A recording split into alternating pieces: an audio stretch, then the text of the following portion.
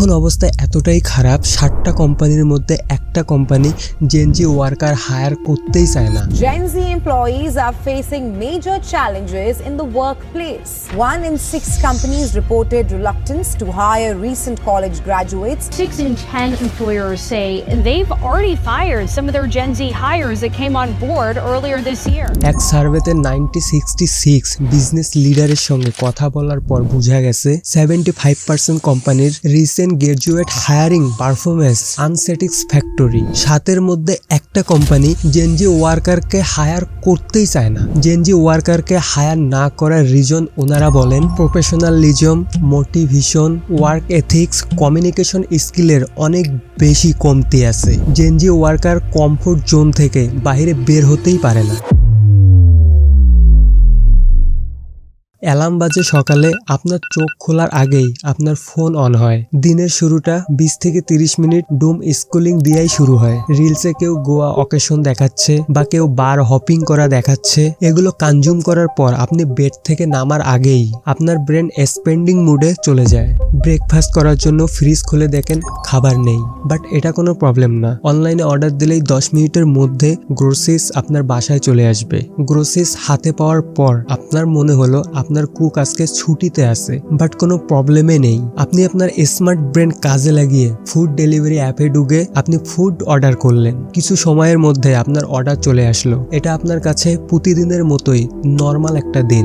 বাসা থেকে বের হওয়ার আগেই আপনার 1000 টাকা চলে গেছে, বাট আপনার কাছে মনে হচ্ছে আপনি কোনো খরচই করেননি। এটা তো শুধু আপনার সকালের স্টোরি ছিল। এর উপর বাসা ভাড়া, আইফোনের ইন্টারেস্ট, জিম ফি, সাবস্ক্রিপশন আর কোর্স কিনে ফাটাই ফেলছেন। বাট ডাটা হিসাবে স্কিল ডেভেলপমেন্ট পেন্ডিং 6 থেকে 8% গ্রো করছে। বাট ডাটা হিসাবে আপনার লাক্সারি পারচেজ 35% গ্রো করছে। এই জেনজির স্কিল ডেভেলপমেন্ট 6 থেকে 8% গ্রো হয়েছে। এই জেনজিরা তাহলে কিভাবে এক্সপেক্ট করে আপনাকে কোনো কোম্পানি জব দিবে? একটা সময় ছিল জবের আগে আপনার সার্টিফিকেট দেখতো, দেন আপনাকে জব দিত। বাট নাও জবের আগে আপনার মধ্যে এআই ডেটা বুঝে ডিসিশন নিতে পারবেন কিনা, বা আপনার মধ্যে অ্যানালিটিক্যাল থিঙ্কিং আছে কিনা, বা আপনার মধ্যে কমিউনিকেশন স্কিল আছে কিনা। বড় বড় কোম্পানিগুলো এখন এগুলো দেখে। জেনজিদের মধ্যে অনেক কম মানুষের মধ্যে এই স্কিলগুলো আছে। জেনজি মানে জেনারেশন জি।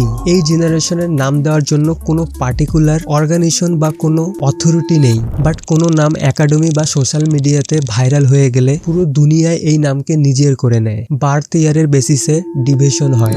1928 থেকে 1945 এদেরকে সাইলেন্ট জেনারেশন বলে। 46 থেকে 64 বেবি বুমার্স জেনারেশন বলে। 65 থেকে 80 এদেরকে জেনারেশন এক্স বলে। 81 থেকে 96 এদেরকে জেনারেশন ওয়াই বলে।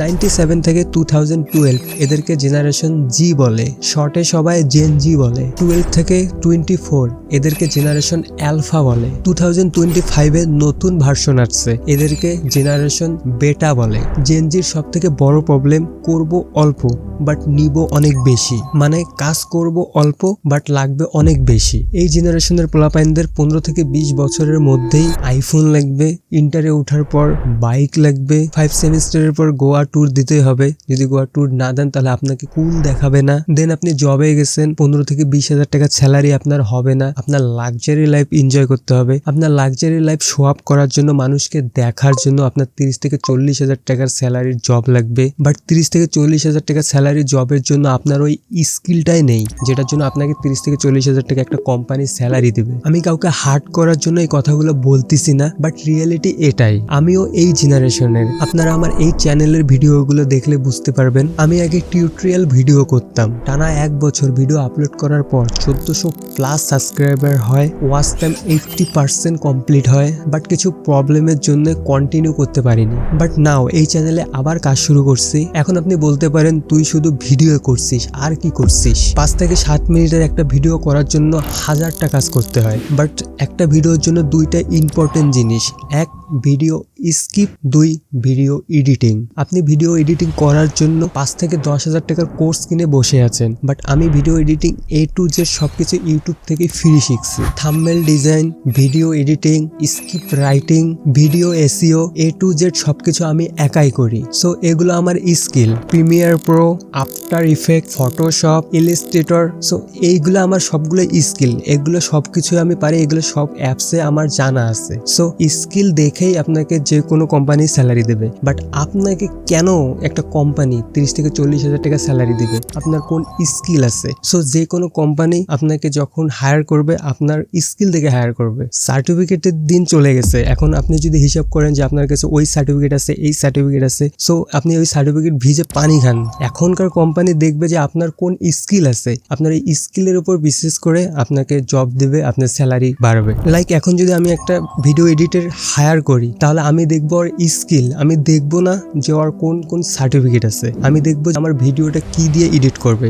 After effect, Photoshop, Illustrator, Premiere Pro, কোন কোন জিনিসগুলো দিয়ে আমার ভিডিওটা এডিট করবে। সো আমি এই জিনিসটা দেখবো, আমি ওই স্কিলটা দেখবো, দেন আমি ওকে একটা স্যালারি দেবো। সো আপনি যখন একটা কোম্পানির মধ্যে যাবেন, আপনার স্কিলটা আগে ম্যাটার করে। আর এখন এই জেনারেশনে আপনি আপনি যদি এখন সার্টিফিকেট নিয়ে খালি দৌড়াদৌড়ি করেন, কোনো লাভ নেই। আপনার স্কিল থাকতে হবে। 2026-এ জবের বাজারে যদি এই অবস্থা হয়, তাহলে আজ থেকে 5 বছর পর জবের বাজারের কি অবস্থা হবে? সো আমি সাজেস্ট করবো আপনাদেরকে, আপনারা স্কিলের উপর সময় দেন, যে কোনো স্কিলের উপর সময় দেন। হতে পারে ভিডিও এডিটিং, হতে পারে গ্রাফিক ডিজাইন, হতে পারে SEO, হতে পারে ডিজিটাল মার্কেটিং। সো আপনি যেটাই করেন আপনি স্কিলের উপর সময় দেন। সো আপনার যত স্কিল থাকবে, আপনি যত দক্ষ হতে পারবেন, তত বেশি টাকা আপনি চার্জ করতে পারবেন, তত বেশি টাকা আপনি আর্ন করতে পারবেন। সো যত সময় দেওয়ার স্কিলের মধ্যে দেন।